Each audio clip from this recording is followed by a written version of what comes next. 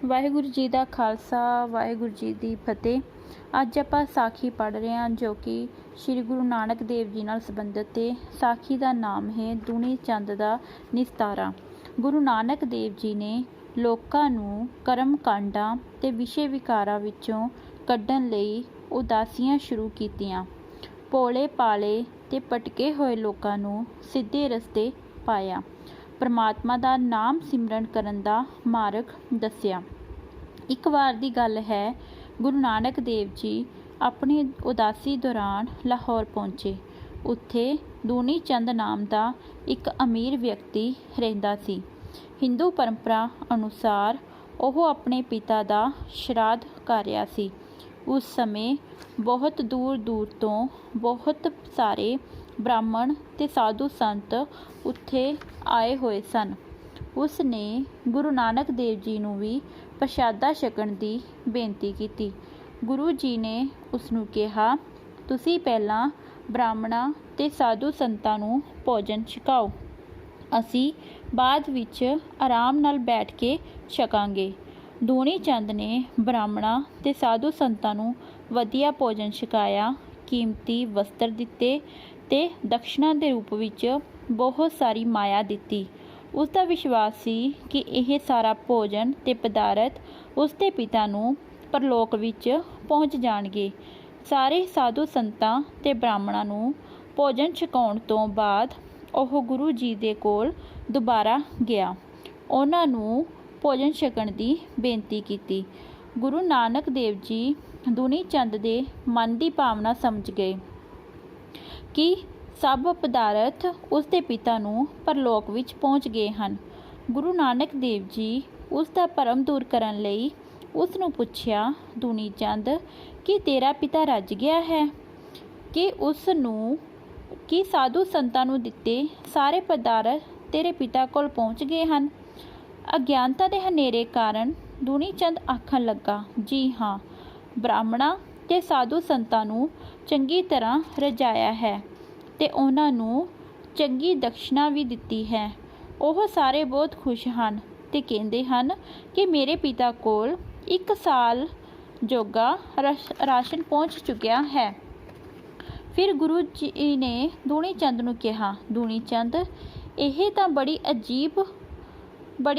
ਅਜੀਬ ਤੇ ਹੈਰਾਨੀ ਵਾਲੀ ਗੱਲ ਹੈ ਕਿ ਭੋਜਨ ਪਿਆ ਤਾਂ ਸਾਧੂ ਸੰਤਾਂ ਤੇ ਬ੍ਰਾਹਮਣਾਂ ਦੇ ਢਿੱਡਾਂ ਵਿੱਚ ਹੈ, ਪਰ ਪੁੱਜ ਗਿਆ ਤੇਰੇ ਪਿਤਾ ਕੋਲ।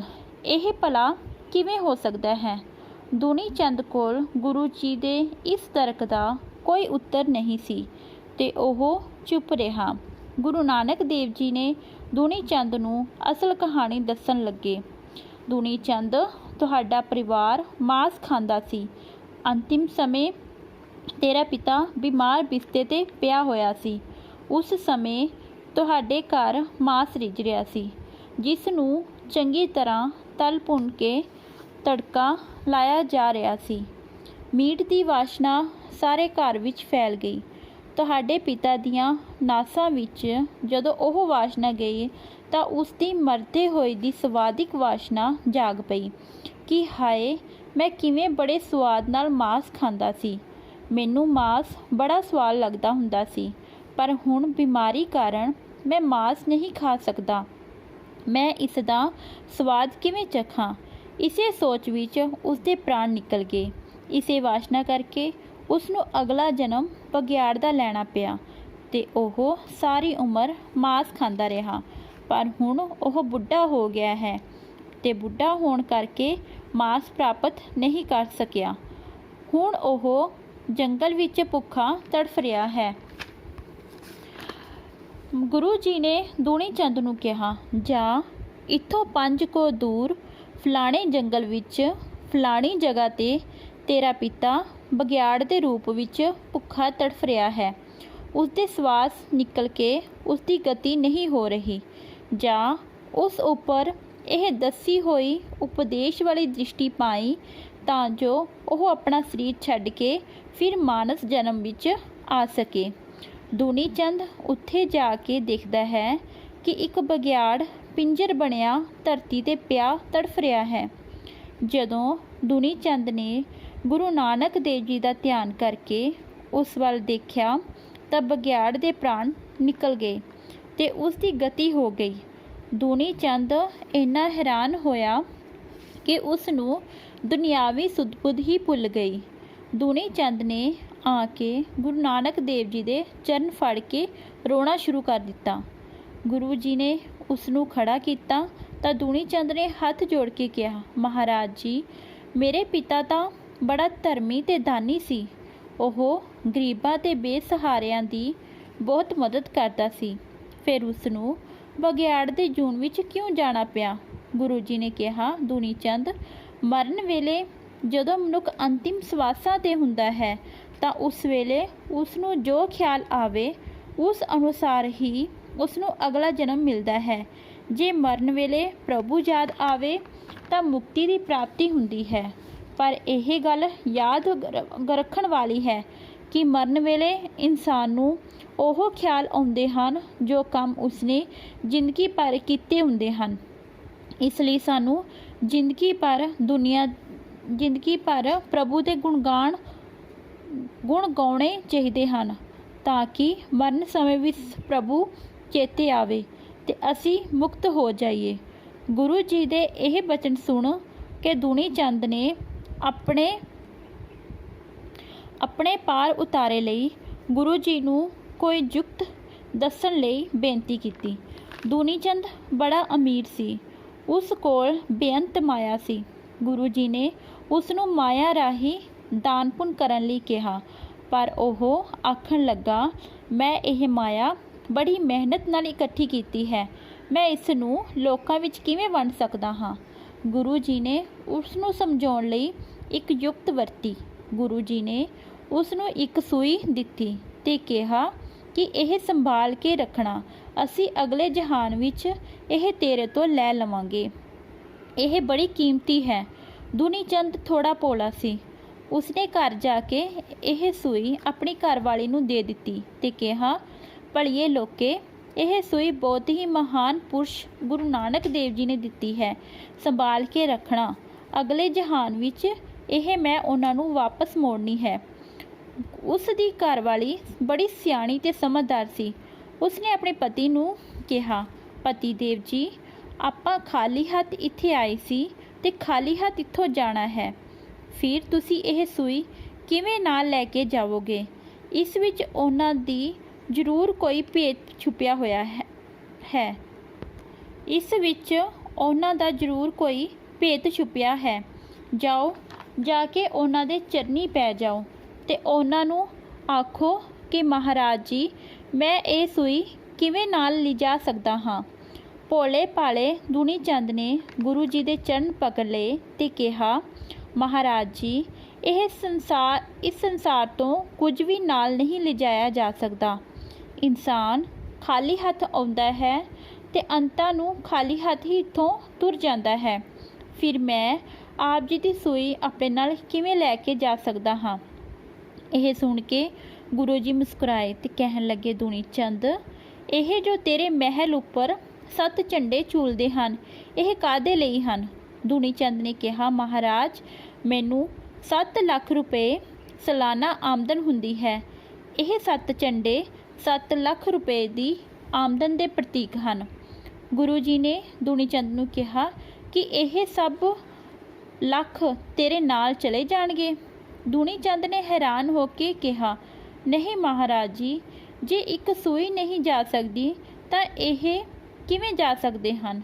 ਗੁਰੂ ਸਾਹਿਬ ਜੀ ਨੇ ਦੂਣੀ ਚੰਦ ਨੂੰ ਜਿਸ ਚੀਜ਼ ਤਾਂ ਫਿਰ ਇਹ ਕਿਵੇਂ ਜਾ ਸਕਦੇ ਹਨ? ਗੁਰੂ ਸਾਹਿਬ ਜੀ ਨੇ ਕਿਹਾ, ਦੂਣੀ ਚੰਦ, ਜਿਸ ਚੀਜ਼ ਨੇ ਨਾਲ ਹੀ ਨਹੀਂ ਜਾਣਾ, ਜਿਸ ਨੂੰ ਇੱਕ ਦਿਨ ਛੱਡ ਜਾਣਾ ਹੈ, ਉਸ ਨਾਲ ਇੰਨਾ ਮੋਹ ਕਿਉਂ? ਇਸ ਮਾਇਆ ਨੂੰ ਪਰਉਪਕਾਰ ਦੇ ਕੰਮਾਂ ਵਿੱਚ ਲਾ।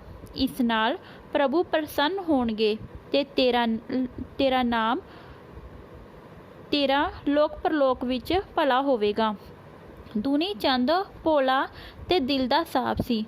ਉਸਨੇ ਕਿਹਾ, ਗੁਰੂ ਜੀ, ਮੈਂ ਆਪਣੀ ਘਰਵਾਲੀ ਦੀ ਸਲਾਹ ਲੈ ਲਵਾਂ।